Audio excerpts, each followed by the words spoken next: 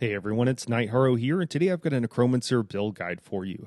This is a Stamina Necromancer build guide as well as how to run Elemental Catalyst, otherwise known as EC. As always, everything's timestamped below. I'm going to start it here talking a little bit about EC, why you would run it, what it is, how it works, that kind of stuff. And then we're going to move into the front bar, back bar, talk about that, and then we'll talk about the rest of the build as well as a brief bit about parsing towards the end. So again, just check down there if you'd like to skip around.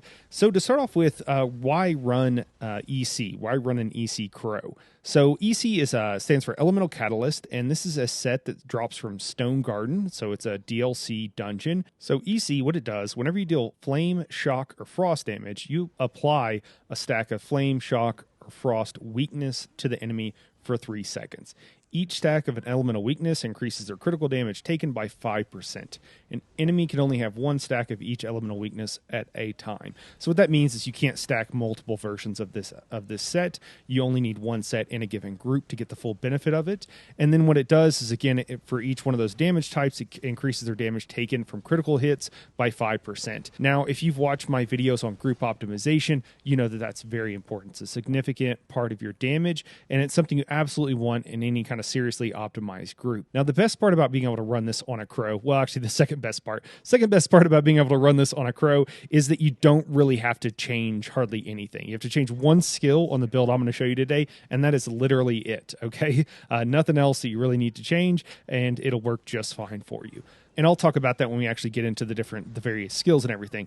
The number one reason, though, you might want to run EC. So again, I mentioned you always want this in any kind of optimized group. So it's a great buff. It's a great utility set you can bring to any group. But, and this is true with all buff sets, okay? The real reason you want to wear it is because it's not going to change, okay? Or at least it doesn't change very often. This is a buff set. It's been a buff set for a long time. It will probably continue to be a buff set for a very long time. Sometimes they change a little bit, but generally speaking, they don't very much. And so what that means is that whenever the meta changes for other sets, as far as what does the most damage, one of your 5P sets is probably not going to change because you're still going to be able to run EC. So in this case, we have it paired with World of the Depths, and Elemental Catalyst is a dungeon set, like I said.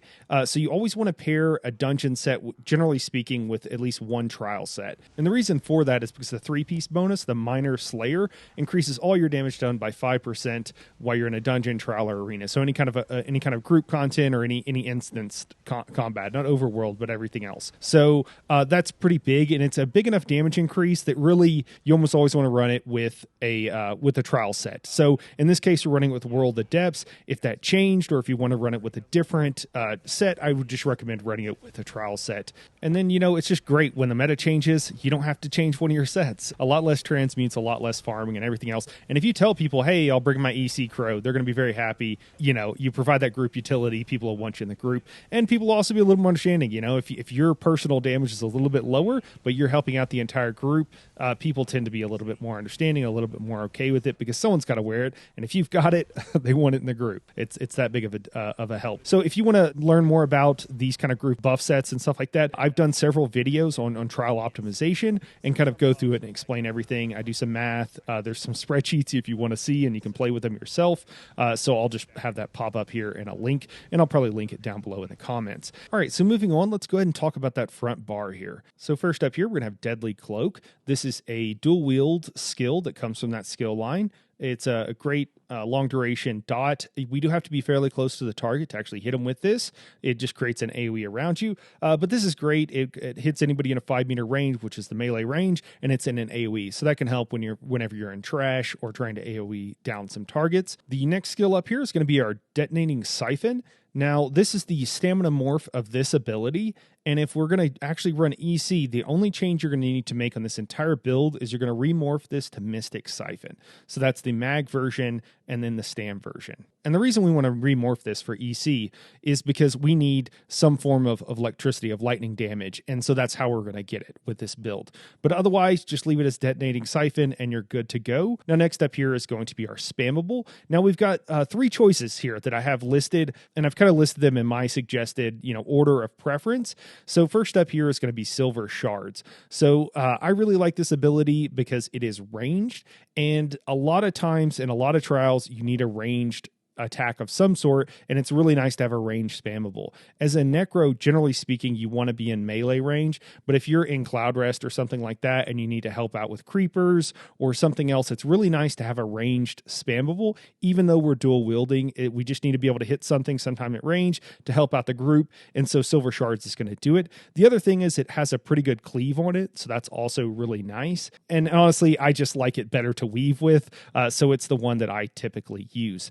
Now, the next up here is going to be Rapid Strikes. Now, Rapid Strikes is from the dual wield skill line, so it's another one from that skill line, and it has a short channeled duration to it, and then you kind of do this weird like arm flaily thing, which is really just like a slowed down version or a modified version. Maybe it's not even modified from what you would look like when you heavy attack, and it hits 4 times, and it just feels and looks awkward, and I kind of hate it. You want to make sure that you do hit every single hit because each one does an extra 5% more damage. So it is important that you don't clip this. So again, if that's something you're having a problem with, then definitely I would go with Silver Shards for your spammable, but it is an option here. And actually what Daedric used with his Parse, and he's the one who got the 125k Parse with this build setup. And honestly, most of this build is actually his. I'm just kind of presenting it in a little bit more long form format that he did. If you want to see just his Parse and see what it looks like, I will link that also down below.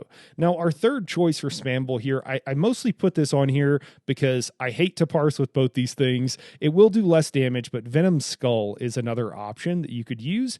And, it's very thematic from the Necro skill line, and that's kind of why I like it. Sometimes, people, understandably so, want to do something that's very thematic and very fun. If you're in an optimized situation, don't use Venom Skull, but until you get the other ones unlocked as you're leveling up, or just because you want to go with the Necro theme, Venom Skull will work very well here. And that's also a stamina. All three of these are stamina-based spammables, but you will get a little bit less damage out of it. Now, moving on, we have Stalking Blast Bones. So this is the main core part of a Necro rotation, is that you want to be using your Blast Bones every 3 skills. And even though this is a stamina build, we're going to use Stalking Blast Bones. If it has a chance to go at range, it's going to do a little bit more damage. And also, we're kind of the dual, mag stam meta. It works really well for us. So Stalking Blast Bones is generally always the way to go on a Necromancer, no matter what your build is. And then our last active skill in this front bar is going to be Barb Trap. Now, this skill gives us Minor Force, which increases our critical damage by 10%. We always want some form of minor force on pretty much any build you're going for. You're pretty much always going to want it. And the great thing about Barb Trap is that it actually has a pretty good dot attached to it. And we're generally going to want to be in melee. So if you're in any kind of trial or anything like that, because of the way that the Blast Bones works, you want to be casting Blast Bones every 3 skills. And the only way you can do that is because it has to explode before you can cast it again. Otherwise, it doesn't go off. And the only way to really do that is to be in melee range, to be able to cast every 3 skills. And so, if you're a Necromancer, unless everybody's a Necromancer, you should be getting the melee spot in most group content. There might be exceptions. Your raid lead might want to do something else, but generally that's what you want to do. If you're ever in a situation, by the way, where you are at ranged and you can't get close to a target, instead what you want to do is go to every 4 skill rotation with your Blast Bones. Don't wait for it to go off. You can cast another skill there, and that's almost always going to be optimal. There might be a situation where, the Blast Bones is going really far, the boss just teleported or moved or something, and then you just want to use whatever you can and then just wait for it to go off and then go back. But generally it's going to be every 3, or if you have to, every 4 skill cast that you'll be doing Blast Bones. So generally you want to be in melee. So again, Barb Trap is going to be totally fine. Now, the last skill on our bar, we are not generally going to use. This is Flawless Dawnbreaker. And the reason we have this on our front bar is for the passive. Okay. So again, it's going to increase our weapon damage and our spell power on that bar. And so we're just leaving it there. You can use it if it's kind of the end of the fight and you're not going to get enough ultimate to use one of your other ultimates before the fight is over. And so then you could use it, but otherwise you'll just leave it on your bar and you won't actually use it. Now, that's it for the front bar. Let's go and move on to the back bar. We're dual wielding. We want to use a great sword is the weapon of choice currently. And our first thing up here is Critical Charge. So this is a great gap closer if you need to close in the distance, since we are generally speaking melee. We do have some range skills where we generally melee. When you're parsing with this skill, so if you see a lot of people's parse, they'll have their character on auto walk, and then they'll have something stuck in the ground that's kind of keeping their character from walking forward. The reason is if you try to cast a skill multiple times in a row without moving, it'll bug out. It'll bug you out. So a lot of people will put something where they have auto walk on. When you see people parsing really high, they'll do that because otherwise they need to move around occasionally, and that's just an extra thing that they have to do. And so it's easiest to just have auto walk on and then not your character not actually be able to move. That's like the easiest way to get a super high parse to get that last couple K damage out. But if you're parsing, you can see in my parses, I kind of just move around a bit, and it's totally fine. So in content, it's usually not too much of a problem, but just keep that in mind because normally you're moving anyways. Next up here is going to be from the Mage's Guild skill line, and this is our Fiery Ruin. This is a AoE ability. It does take, similar to Barb Trap, it takes a couple of seconds. Barb Trap, I think it takes 1.5. I believe this takes 2 to go off. So what you want to do with Barb Trap and with the skill is cast them both early, 2 GCDs before they're actually expired, and that way you'll have 100% uptime with it. If you are in a situation solo or something else where you need a heal or a self shield, this is probably the first skill that I would personally replace. If you're also doing EC, you could instead do your Skeletal Archer that we'll get to in a second. Both are fine. I would just start with the Mage's Guild Ruin here and switch that one out first, unless I was doing EC. I think it's kind of a niche situation where that might actually happen, but here and there, just so you know where you would swap out a skill for a little bit more survivability. I will note, actually, since we're talking about this, there are really 3 Necro heals you can use as a DPS, and it's kind of a little overly complicated because there's reasons to use all 3.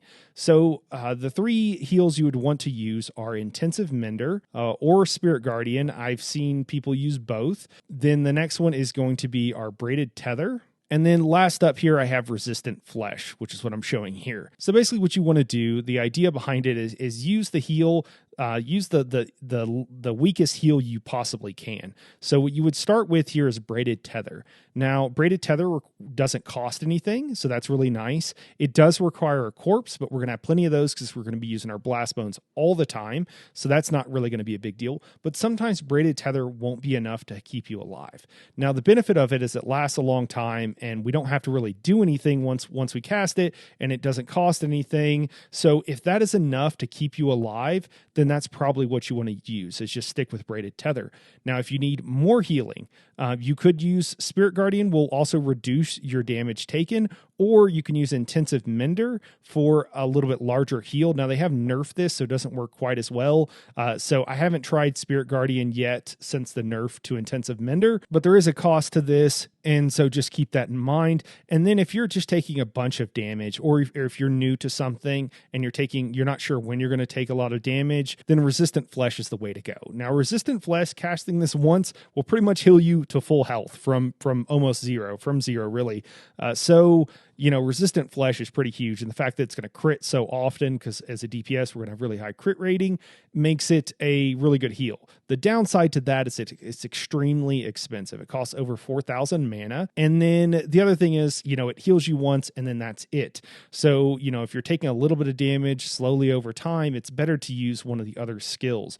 But if you're worried about taking a lot of damage, or if you're new to something, Resistant Flesh is the way to go. The other benefit of Resistant Flesh is you can heal other people as well. And so that works really well if you're in a situation where you can kind of help people out. You might see me on stream when I am on my Necromancer DPSing. One of the places is in the Basai. A lot of times it's pretty tricky for the healers and for the tanks. And I don't recommend this, but as a raid lead and someone who has a lot of experience, sometimes I will kind of help people out just to get us through the particular fight. And then, honestly, you shouldn't have to do that. But, people are learning, people are training, and sometimes it can be really nice to help them out. So just keep that in mind. You could use this in 4-mans as well. If you're, you have a new tank and you're trying to help them out, you're talking with them, talking them through stuff. Hopefully they're learning and picking up. They shouldn't need this eventually, but it's good to have training wheels. And then next up here is from the 2-hander skill line again, and this is Carve. Now, Carve has had some really cool and interesting changes recently, It's been several patches now at this point.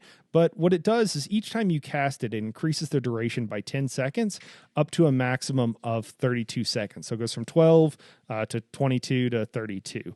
And what having such a long duration, what it does is it allows you to get more spammable casts and more casts for our blast bones, and just allows us to keep another dot up, because 32 seconds is a long time for a dot. So this is a really great skill. Now, if you're in a situation where you're not able to get the full duration out of this ability, then I wouldn't cast it. I would go with something else before casting this, because you're just not going to get the full benefit of it until you really work up to those 3 stacks and you get the full duration. That's what really makes this skill shine.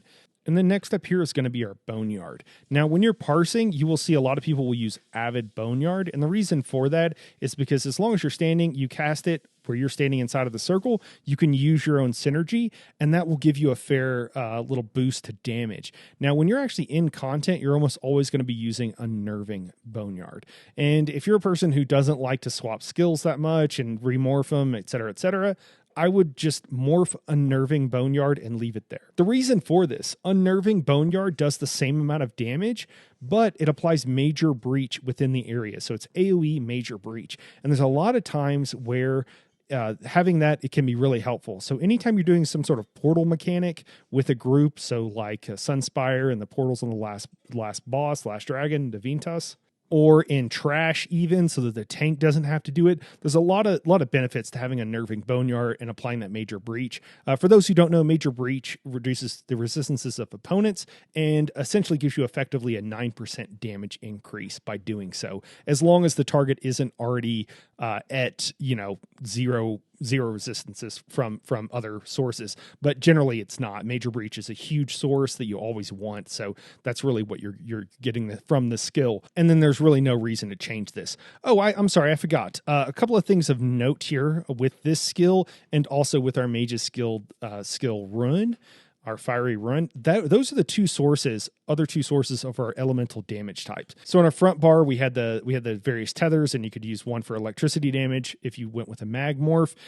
Here with the fiery run, we get our fire damage, and then from Unnerving Boneyard, we get our frost damage. Now, the reason we want this, so a couple of our other skills do elemental damage types, but we really want it to come from is a damage over time. And that way it's constantly resetting, and we're constantly making sure that we have that buff up. So if you just did a single target attack that did fire damage, for example, and let's say it procs your EC, it's only going to proc it for 3 seconds. So then at the end of 3 seconds, you need to be making sure they're procking that again. And there's definitely a chance there where you could have some downtime. So if you just have damage over time abilities that do these different elemental types, and you make sure you keep them up, you're going to have almost 100% uptime. Now, moving on to our last skill on this bar, and that is going to be our Skeletal Archer. So this guy, you just bring him in, he kind of does his own thing. He's best for single target damage, which is generally what we're concerned with. Nothing else really needs to be said. It's a good ability, so we just use it. Good source of damage. Again, if you needed to run EC, but you also need to run a shield or a self-heal, this is the guy you would replace. Just take off your Skeletal Archer, and you could put it here. And then last is our ultimate. So for an AoE ultimate and a best damage, what we really want to use is Shooting Star from the Mage's Guild skill line. So this is a pretty good ultimate ability. As a Necro, we don't have an amazing class one that does great damage. However, our ultimate that we would typically use for a group to help with optimization is going to be the Colossus. And we're going to use the Pestilent Colossus because it does a little bit more damage. Each hit of the Colossus does a little bit extra damage. So if you need to, if your group doesn't have enough Colossuses, or if the tank doesn't have Turning Tide or something like that, it's up to the raid leader, up to your group, but you would run the Pestilent Colossus. But if you don't need to, then what you're going to use is Shooting Star. Now, I know Shooting Star comes from the Mage's Guild skill line, and it's, you got to go pretty deep to unlock the ultimate, and that's a huge hassle. So it's totally fine to use Pestilent Colossus until you get it, or if you just don't feel like ever getting it. To be totally honest, if you're in a super optimized group, they'll probably want you probably should get Shooting Star, and it's a fun skill to have. It works really well, and especially on trash packs and large groups and stuff like that. So keep that in mind. But nothing wrong with running Pestilent Colossus if you have to, especially when you're first starting out. And that is it for skills. Pretty straightforward, honestly. Once you pick a spammable, and then if you decide if you're running Elemental Catalyst or not, you don't really have to change too much up with this build, which is really nice. So some of the other builds that I've shown, you have to change up stuff quite a bit to get the best out of it in all situations. So, all right. So moving on from skills here, let's go ahead and talk about some passives. So we'll note quickly on this section here, this is really just for informational purposes, so you understand the class better and how it works and why certain things work the way they do. You don't need this information. You can fully skip ahead if you're just not interested, or if it just feels a bit overwhelming right now. So with that, let's go ahead and talk about some passives here. So first up is going to be Last Gasp, and this is just a passive that increases your maximum health by 1,250 total. So this is one reason that you'll see Necromancer DPS having more health than all the other classes, because most classes don't have something like this. I don't think any of the other ones do. There's some things that could increase your health on some of the other classes, but this one just does it. It's active all the time, and so you don't really need to do anything. Necromancer's the only one who have that kind of passive, so that's nice for solo play. I'll give an honorable mention here real quick to Disdain Harm, and what that does is it reduces your damage taken from damage over time abilities by 15% while you have a Bone Tyrant ability active. Now this is mostly just applicable to tanks. However, if you are trying to go with like some sort of hybrid build or something like that, and if you put on Summoner's Armor or Beckoning Armor, while that is active, you will also reduce your damage taken by damage over time abilities by 15%, which is huge, huge, huge, huge. So if you're in any kind of solo or other content where you're worried about dying and dotting out from damage over time, or you're taking damage from it, slotting one of the bone armor morphs and then having this passive can be really helpful for keeping you alive. Generally speaking, though, you won't need to do that. So certainly not in group content. Moving on to our Gravelord skill line here, we have a couple of things that are getting a little bit more interested and more DPS focused here. One is reusable parts. Whenever your Blastbone or Skeletal Mage or Spirit Mender dies, the cost of your next Blastbone, Skeletal Mage, or Spirit Mender is reduced by 50%. So this is why we're really able to use Blastbones without really having to worry about running out of mag, even though we're on a stand build. Each time your Blastbone suicides itself into the opponent, it's died, and then your next one will cost 50% less. So it's a really nice passive. Nothing really else needs to be said about it. Death Knell. Increase your critical strike chance against enemies under 25% by 8% for each Gravelord ability slotted. So this one is actually pretty significant here, and it does inform us where we want to put skills on our bar. So if you'll notice, we keep our Siphoning ability on our front bar, we keep our Blastbones ability on our front bar. The reason that we don't slot something else that we're using, like Boneyard or our Skeletal Archer, is because the other skills give us different bonuses. So first off, there's no choice as far as on our dual-wield skill line. If we're going to use one of those DPS abilities, it's got to be on our front bar. So we don't really have a choice there with our Deadly Cloak. And then with Barb Trap, we're actually getting our passive increase to our weapon and spell damage by having those abilities from that skill line on our bar. And it just ends up being better to do that than it is to just get this extra crit chance increase towards the end of a combat, the last quarter of one. So if you do decide to move some skills around, just keep this in mind. You could move a few of your back bar abilities to your front bar and swap them out. Just make sure that they're still in this skill line to help you increase that crit chance. Next up is a Dismember. While a Gravelord ability is active, your spell and physical penetration is increased by 1,500.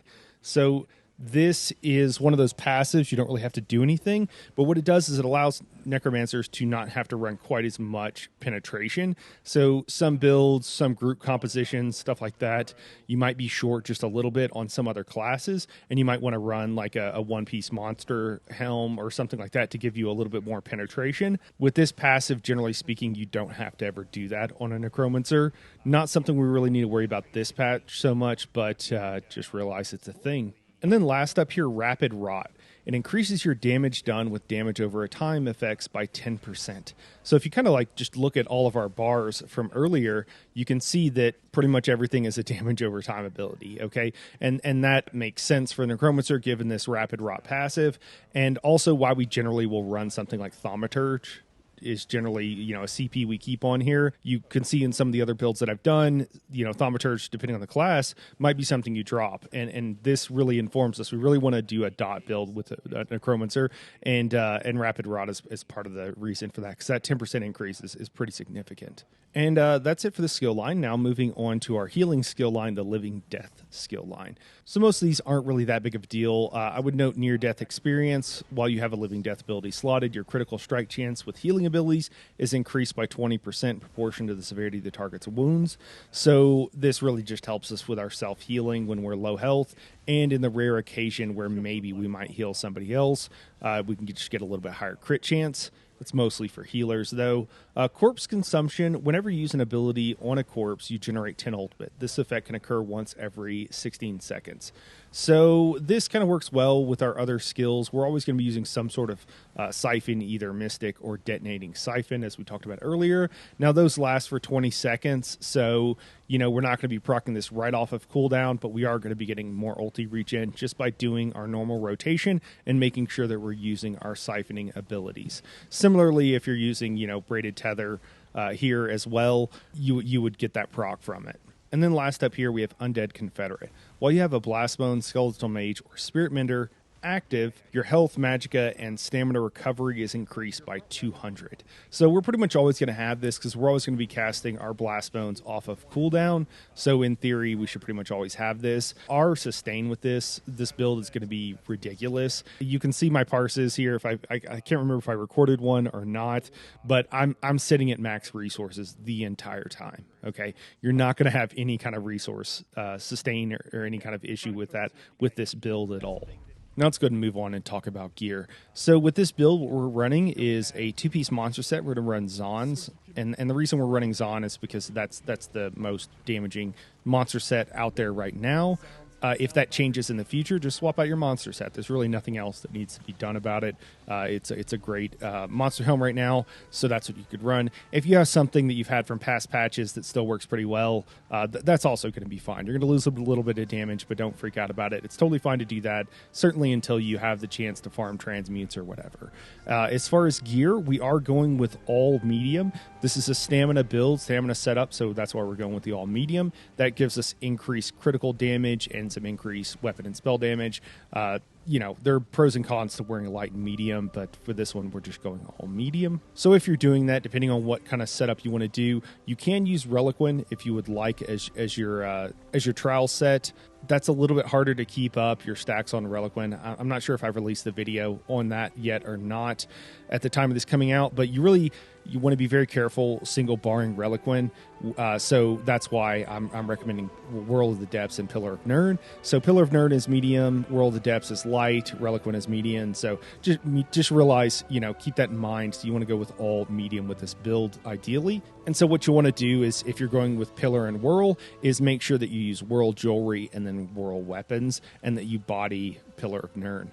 And then we're using Harpooner's Wading Kilt. So basically what's going on right now is that the benefit of like the Maelstrom back bar with a two-handed weapon is just not that good. It's outpaced by having a monster set and by having a mythic. So we're running those in lieu of any sort of arena weapon with this build. So this has been something that's happened a couple of patches ago, and it just kind of depends what build you're running. So it's a little bit odd. So what you want to typically do here is run daggers on your front bar, and one of them you're going to have Pillar of Nirn, and the other one you're going to have either Reliquin or Whirl of the Depths. And then on your back bar, you would run Whirl of the Depths if you're running that setup, which is what I recommend. I personally find this setup a little odd. I know that it's still kind of new, so maybe that's why it feels odd, but honestly, it does just feel and seem a bit confusing. And I kind of wish that, well, they would have done something different, and I won't be entirely surprised if they change this in the future. If that does happen, it's not going to change things up too much. It just means that we might have to drop a monster set or the mythic or something just to get the full benefit or the best maximum DPS.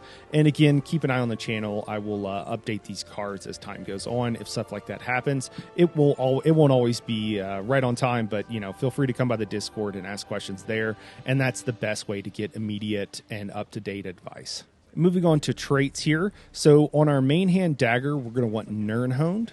and the reason is because the passives from that skill line will increase our damage the most. And then for our offhand weapon, we're going to do charged. On our back bar, we're going to do infused, and the reason we're doing infused there is because we're going to do a weapon damage enchant. On all of our armor, on our body, we're going to do divines on everything, and then on our jewelry, we're going to do bloodthirsty. So besides our front bar, everything is pretty standard here with the bloodthirsty on the jewelry, divines, and infused back bar. For enchants. So on one of our daggers, we're going to do a fiery weapon enchant. On the other one, we're going to do poisoned. And then our back bar, I recommend weapon damage. On all of your armor, you're just going to do maximum stamina enchants. As I mentioned, that's what we're rocking on this. So just everything maximum stamina. And then on jewelry, we're going to do all weapon damage. And that is it for gear. Now moving on to CP. So for CP here, we're going to do Wrathful Strikes, and then which is just going to increase our weapon and spell damage, and then Thaumaturge, which is going to increase our damage over time. And then next up is going to be Master at Arms, and that is going to increase our damage with direct damage attacks by 3% per stage. So the reason that's useful, it goes up to 60%, is because some of our damage, like our blast bones, which is going to be a huge portion of our damage, is going to be coming from that direct damage. And then after that, it's going to be Exploiter. I've gone a little bit back and forth on recommending Exploiter for things other than like a Parse. And I honestly think that probably we'll be moving towards, having off balance in groups and making sure that we do that in the future. I don't know that everybody's on the same page with that now, but I think we're moving that direction, so I'm not going to recommend an alternative for Exploiter here. I just want to note, if you're ever trying to figure out which CP is best, I've covered this in some other videos. So basically, you're going to have AoE or single target. That's one category. And then the other category is going to be damage over time or direct damage. And so you just need to kind of look at each one of your skills. Do a parse with no CP. Look at where the skills are coming from, like what kind of damage they are. So most of ours is going to be damage over time, right? That's why Thaumaturge is such a no-brainer. And then after that, look at what are the other damage types that you're getting. Is it AoE? Is it single target? How much direct damage, and then you can kind of figure out, well, add up all that damage and say, well, where do I have the most damage? Where's most of my damage coming from? And then just pick that particular CP, and that's how you can figure out CP for yourself. It might not always be perfect, but it'll be pretty close, and it'll probably be right 90% of the time, probably more than 90% of the time. So that's how you can do that there. And then on red CP, really the only thing you want to make sure you always have is rejuvenation. Everything else is completely up to you. It's your option. Fortified will increase your resistances, so you just take less damage and less damage over time. Expert Evasion, I really like the free dodge roll on a lot of my builds. Again, we have such good stamina recovery. Maybe we don't need this on this build and you could do something else. That'd probably be the first thing that would go. Celerity, it's just really nice to be able to move faster in combat, so that's what I like that. But really, you can switch this up and choose whatever feels good and whatever you like is going to be totally fine for red CP. Okay, now moving on to race, Mundus, CP, and everything else. So for race, I recommend Dark Elf. The reason I recommend Dark Elf is because they get both benefits to mag and stam. And then if you decide, or the meta changes later on,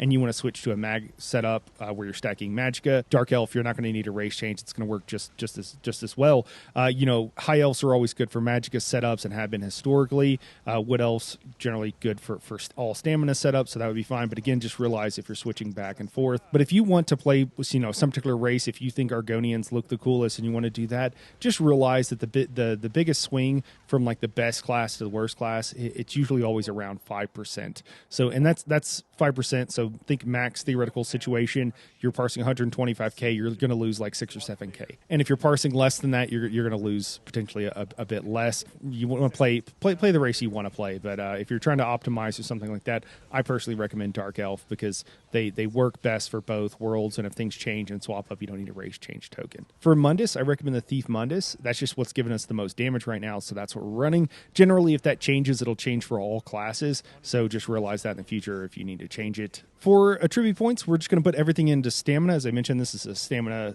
stacking build, so just put all your points into stamina there, and it is going to give us the equivalent of weapon damage. For food, we have actually several choices with this build. So I'm using Lavafoot Stomp because that's what I had easily and readily available, and that's going to give you the most maximum stamina while also giving you stamina recovery. If you wanted something that gave extra max health, you could go with something like Dubious Camera and Throne. That's a great option. It's not too expensive if you can get the recipe for it, and it'll give you max health, max stamina, and stamina recovery, rather. And so if you need a little bit extra health, you're doing solo content, something, then I would go with that. If you just want maximum damage, what you would actually want to go with is Hearty Garlic Corn Chowder, I believe. And there's also a risotto, I think, that also gives you a lot. But the Hearty Garlic Corn Chowder gives you a little over 6,000 maximum stamina.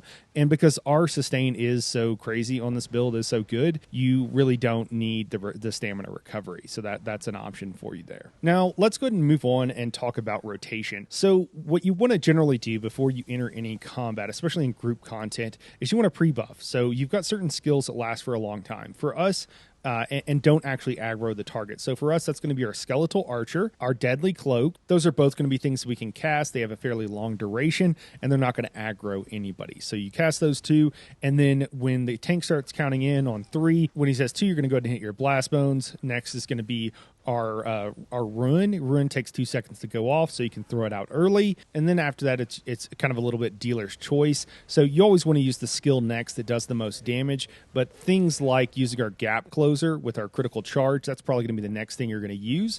And so just go back through that, pre-buff. Whenever you're going to pull, you're going to go Skeletal Archer, Deadly Cloak, Blast Bones, Ruin, and then critical charge. Now, we've cast 2 skills since our last Blast Bones, so assuming it's gone off, you would do Blast Bones again, or you could move into another skill, so get your trap down so you get that extra critical damage. Once your Blast Bones goes off, you're going to recast that, then you want to get your Siphon going on, and then move to your back bar and work on Carve and our Boneyard there. And then after that, it's just a dynamic rotation. I like casting Carve before Boneyard. I feel like the timing works out a little bit better for me. But then again, you just make sure you have all your dots up. It's very important that you don't let Carve fall off. So if you need to cast Carve like a second or 2 early, that's not going to be that big of a deal.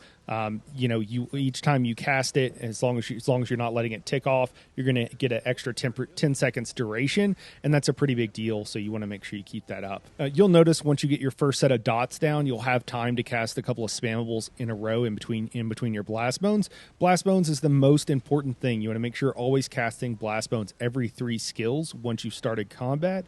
So 2 skills, Blast Bones, 2 skills, Blast Bones. It's fine if dots fall off. Just make sure you're casting that Blast Bones every 3 skills, and then only use your spammable when all of your dots are up. So it's mostly a dot build, but we do have a spammable to kind of fill in those gaps now. And that's really it. It's pretty straightforward as far as the rotation goes. Again, I always recommended dynamic rotation. Just look at your timers, and after a while, you'll get used to it. The more practice you do, the easier it'll become. And that way you don't have to memorize some, super long, complex series of skills, because that's not really transferable when you go to other classes so much. So the main thing is Blast Bones and I keep saying it, but Blast Bones every 3 skills, and then just keep up the rest of your dots. So I'll pop up a couple of parses here. I was only able to get to like 97k. I have an overuse injury, so I'm just not able to parse for hours and hours.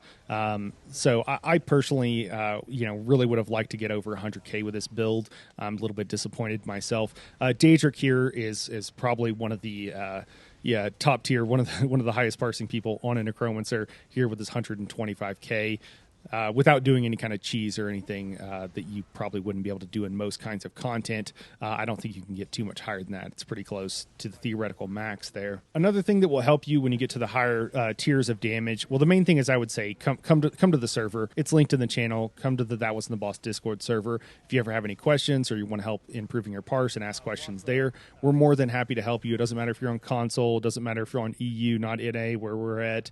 We're happy to help. Just come ask questions. The other thing is, if you're parsing really low, you're only parsing 20, 30k, we're going to make sure we give you advice where it matters and not tell you, oh, you need to go change all your gear or whatever. If you're parsing under 60, 70k, your gear is probably, it's free damage, so you should change it if you can, but there's probably plenty of other things that we can help you out with and you need to change that could increase your damage just with your skill while you're kind of taking time to farm up the best in slot gear and do kind of stuff like that. And on that note, if you're ever interested in watching me stream, I'm often tanking at a lot of my streams because that's kind of what I main. There's a shortage of perfectly good tanks out there, so you'll often find me tanking. But if you ever have questions or anything, the best place to do is either drop by the Discord or come and drop by the stream. I'm more than happy to answer questions about pretty much anything. As long as if I don't know, I'll probably ask somebody who does. But yeah, feel free to drop by the stream and ask questions there. I stream here on YouTube. I don't stream on Twitch really at all. And if you want to get notified about when I'm going live and when I'm posting videos, just make sure to subscribe and hit that bell icon, and that'll give you notifications when I'm going live. But anyways, guys, that's it for this video. Thank you so much for watching. If you found this helpful, please share it with your friends. Share it around. Would love to get more people on the channel here. That would allow me to do more videos and to keep this thing going. So anyways, guys, I really appreciate it. Thank you so much for watching, and we'll catch you in the next one. I took off the fast res CP because I was like, I don't need it for this group, which we really haven't, but